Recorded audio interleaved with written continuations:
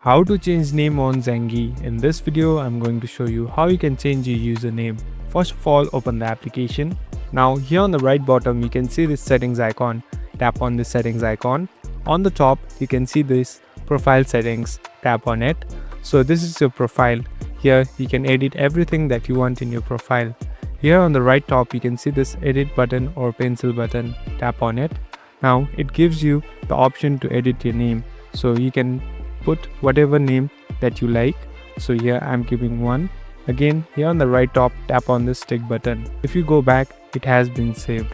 So your username has been changed, and other friends or other that you have in your contacts will be able to see you with the same name. So this is how you do it. Thank you for watching this video. I hope this video will help you.